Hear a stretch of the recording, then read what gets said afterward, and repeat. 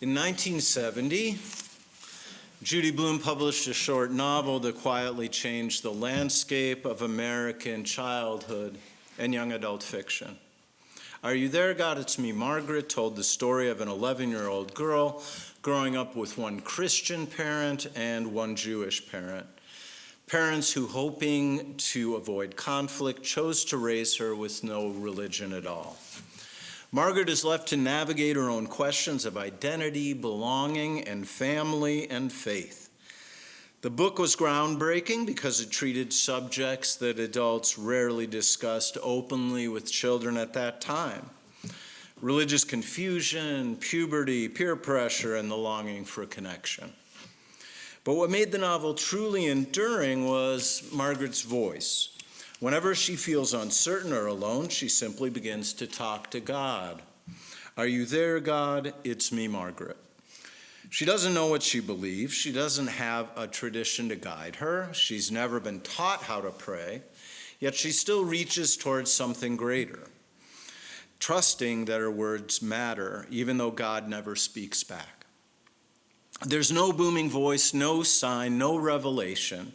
But Margaret keeps talking because something in her senses a presence listening in the silence. The act of speaking becomes the beginning of a relationship.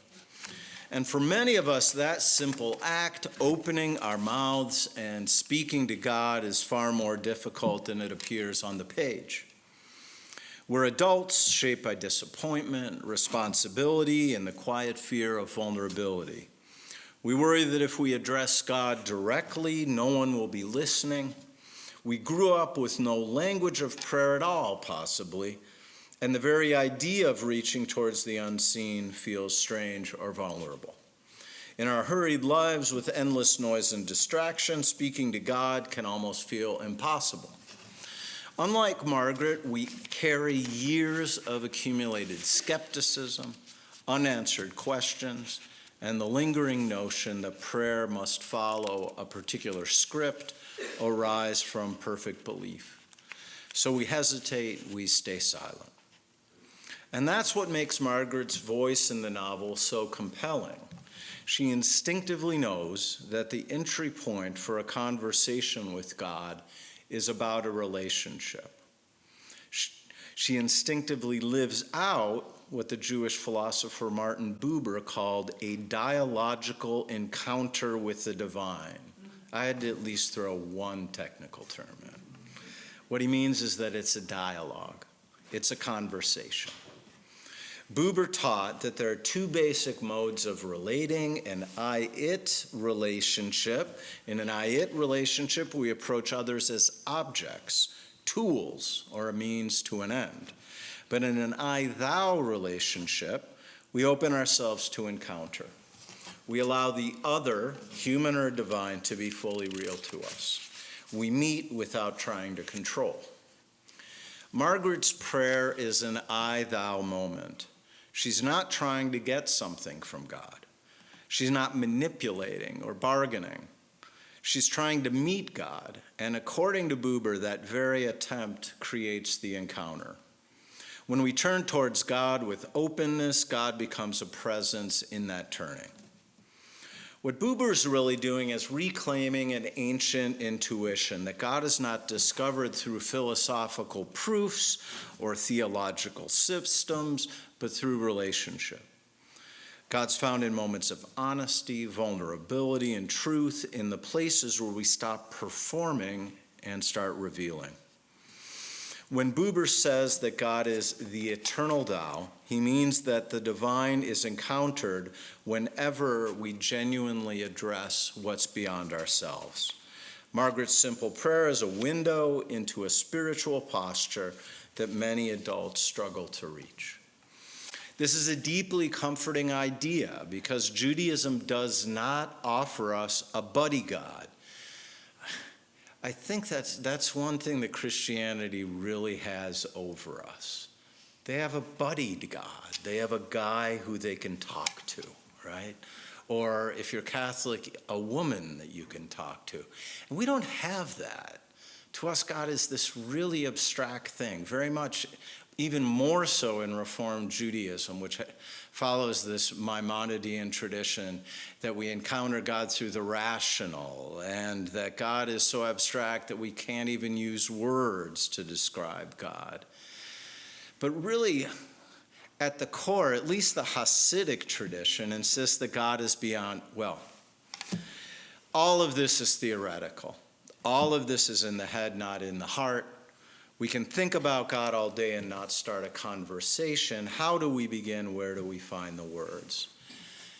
And that's where the Hasidic tradition comes in. There's a Hasidic story told about the Baal Shem Tov, who was the founder of the Hasidic movement. A young man once came to him in great distress. Rebbe, he said, I want to pray, but I don't know how. The words in the prayer book feel foreign to me. My mind wanders. My heart feels empty. How can I speak to God when I don't even know where to begin? And the Baal Shem Tov looked at him with compassion and said, do you know how a child cries out to a parent? It does not study grammar. It does not rehearse. It simply cries from the heart, and the parent comes running. So it is with God. Do not worry about perfect words. Worry only that they come from the deepest place within you. Even a single honest word can open up all the gates of heaven. And the young man was startled. He expected a technique, a teaching, a text to memorize. Instead, he received permission to speak imperfectly, haltingly, even clumsily, so long as it was true. And what Margaret does is a child's version of this spiritual clearing. She has no liturgy, no theology, no certainty. Nonetheless, she speaks. She just starts talking. That act becomes her offering, her willingness to reach beyond her prayer. The truth is that many of us wait for God to make the first move. We want a sign, we want proof, we want the voice from heaven that reassures us beyond a doubt that God is real. But Judaism teaches the opposite. The encounter begins with us. God becomes presence when we turn towards God, not the other way around. Prayer is not something we perform once we found faith. Prayer is something we do to find faith. I'm going to say that again. Prayer is not something we perform once we've found faith. Prayer is something we do to find faith. Prayer at its core is a path towards God, not because it guarantees answers, but because it draws us into a relationship. When we pray, we turn our attention towards something beyond ourselves, opening a doorway the soul knows how to walk through. Prayer is not about perfect belief, polished language. It's about an orientation. It's the decision to face the sacred rather than ignore it.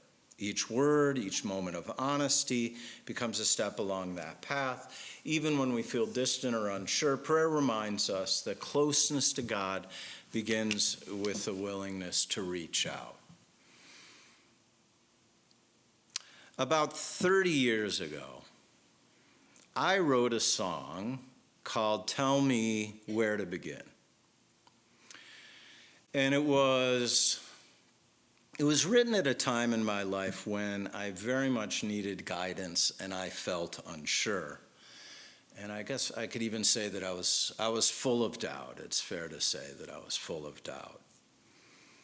You know, even future rabbis get lost. And it included these lyrics. It's funny, my son says this, like, you can remember lyrics that you wrote 30 years ago. You can remember poetry you wrote 30 years ago, and you can't remember to finish the grocery list. But I guess that's who I am. So here are the lyrics. Thinking is the easy part. It's doing that will stop your heart. And at the time, I didn't realize that I'd answered my own questions, that I'd found a way out of my doubt. Where to begin? Do something. Say something. Do something even if it feels really vulnerable. Say something, even if it feels really vulnerable. Just say something. So this Shabbat, let's take a small lesson from this 11-year-old girl raised without religion, who somehow found her own path to prayer. Let us clear a little space in our crowded spirits. Let us give up one distraction, one habit, one piece of inner clutter. Let us open ourselves gently, humbly to the possibility of the sacred. And then when we're ready, let us speak with the same honest simplicity that has touched generations of readers. Are you there, God? It's us. We're ready to find you again.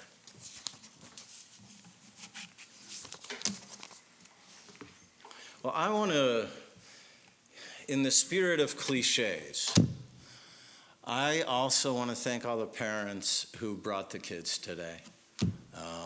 Because, ultimately you give us your kids. You really give us your kids. And then hopefully somewhere along, I guess you're one of those kids, huh? Since your grandma, am I right? Yes, said, there we go, 3 generations. And hopefully that's something that happens. Hopefully they carry something away from the religious school experience and make their own thing of it. After they're out the door, it's up to them. But may they make something out of what they learned here. So thank you to the parents for, as I said, literally giving us your kids.